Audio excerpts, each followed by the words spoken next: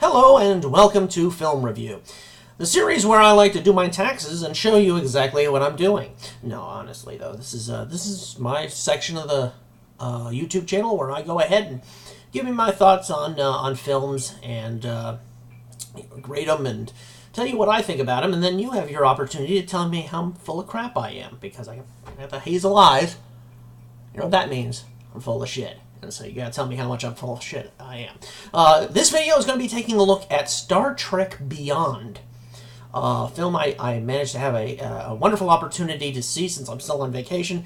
I went ahead and pulled a double feature, saw it and Suicide Squad, and amazingly, both Star Trek Beyond and Suicide Squad have a very similar, they're very similar type films, in that it's almost a day in the life of, in Suicide Squad's case, it's a day in the life in the DC universe, and in the fact of Star Trek Beyond, it's a day in the life of the crew, the Enterprise, in the Star Trek universe.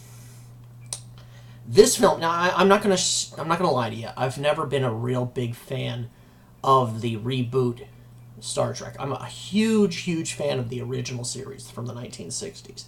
I think Gene Roddenberry had a vision.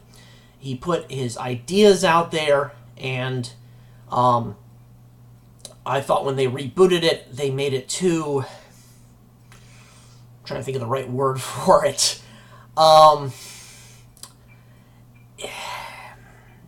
They tried to make it more marketable than it was about thinking and about peace and, you know, what the Federation was supposed to be all about, which was you know, keeping peace, keeping, you know, that in the future there is no war, you know.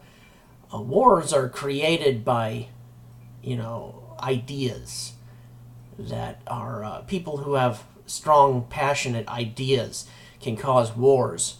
But if you believe enough in peace, you'll have peace. You know, that's the kind of thing that Gene Roddenberry saw in the original Star Trek, and you can really see it, you know, in those original series episodes. You know, Star Trek the Motion Picture, the first 6 films, absolutely. Personally, and this is my opinion, the last good Star Trek movie that had Star Trek ideals and Star Trek morals was Star Trek Insurrection, which is not very much liked by many people, but I liked it because it almost felt like a 2-part episode of Next Generation, and it was basically, it had the same budget as a 2-part Next Generation episode because it was really cheesy in that way. But I thought they got it all wrong in their last, the last hurrah for the Next Generation cast. I thought when they restarted it, they rebooted it, I thought it was too materialistic. That's the word I was looking for. Materialistic. I thought it had more to do with action set pieces and running around and you know, and I thought that the first remake of the Star Trek, while I did like some of the characteristics of it, including the character of Nero, played by Eric Bana, who was the villain, I thought they got that right. You know, if that film didn't have a great villain, it would have seriously hurt. I thought Into Darkness had way too many reference points in it. I thought it was just a jumble of really good acting and good performances in a script that was going nowhere so fast. I mean, they wanted to make Khan a good guy, and then they wanted to be him the bad guy, and you had, you know, Admiral RoboCop over here was a bad guy, and he has a huge ship, and it can destroy everything. It was such a clusterfuck. It just was so hard to watch. I had real problems watching that film. This film makes up for all of the deficiencies in the past 3 films, I should say, in that it gets the humanity back. This is what Star Trek needed. Star Trek needed new writers. Just a new idea on how to make a Star Trek film. Focus on the characters. And in general, you have to focus on the Trinity, the triangle there. You have to go on Kirk, McCoy, and Spock. And they do that in this. And then all the other characters, they have their part. They absolutely. You've got Scotty, you've got Chekhov, you've got Sulu and Uhura, and everyone has their place in the universe. And It's played out. It feels like an original series episode. It even has music calls that feel just like the original series. Like, you can hear that music. It sounds like it's from Arena, and they're over there, beating each other up and pounding each other. It's fine. It's good. I like it. And I think a lot of people, this is kind of a pseudo spoiler. The Abrams Enterprise buys it big time. And I think it needed to. Okay? The Enterprise was a character in the last couple of films. And in this one, I mean, it even has like a moment after death, kind of. It's still fighting. Even though it's, in pieces. And it needed to happen. This was something that had to happen. Because you don't want to kill off any of the major characters. You don't want to do anything like that. The Enterprise is a major character. That's what made it, in Star Trek 3, when the Enterprise is, blowing up. And he's like, what have I done? When Kirk said, what have I done? And, it's like you're killing an old friend. And in this, it basically took all that materialistic stuff from those first two films, and it said, we're going to kill it, and we're going to go ahead and focus on the characters and the storyline. And that's what they did in this film, and they did it so well. It's so well written. It's so well performed. And it's a day in the life in Starfleet. It's sort of like it's the third year of the 5-year mission, and the character of Kirk is much more like the Shatner Kirk, very down to earth. Not just a womanizing guy, not just doing stuff huge because that's what you expect Kirk to do. It has very little to do with that, and much more to do with the crew of the Enterprise and friendship and about loyalty and about camaraderie, being camaraderie and being around your friends and around your and fighting for a better peace. And I even like the villain in this film, who was pretty cardboard cutout. They embrace everything Star Trek.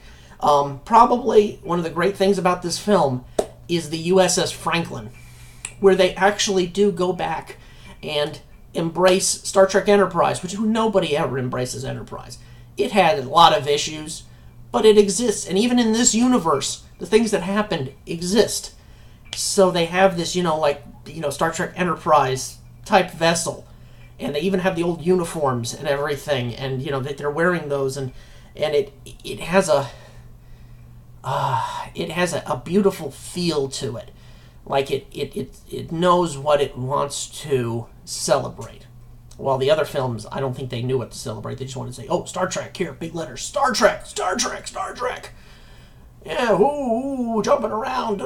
This one has its action set pieces. It has a very well-meaning script. It has great characters, and it knows how to use them.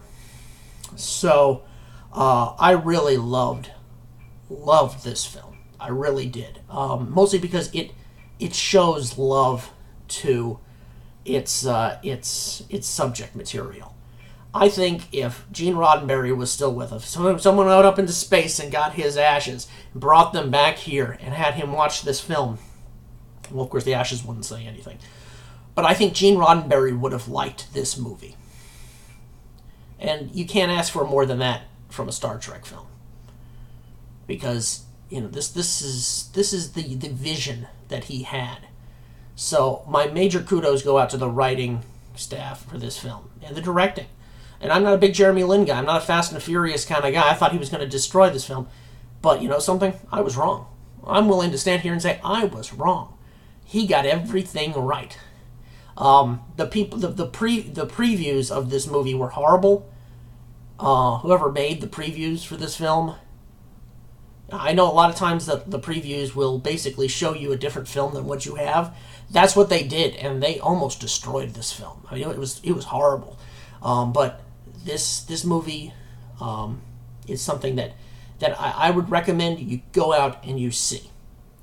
It is a beautiful send-off for all things Star Trek. And it is in memory of Leonard Nimoy and Anton Yelchin.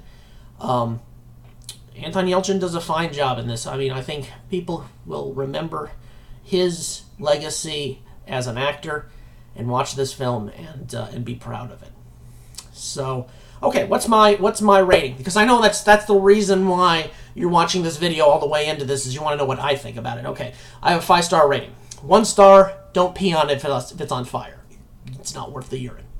5 stars, sell everything you own, jump naked off the nearest bridge, because you're never going to see anything better.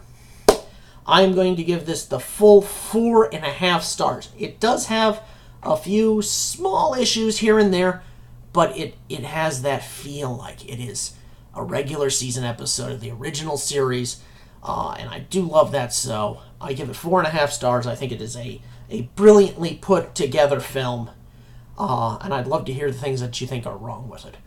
So please feel free to give me your thoughts on the film in the comment section below. Go for it. I want to know what's right, what's wrong. I want to see these eyes?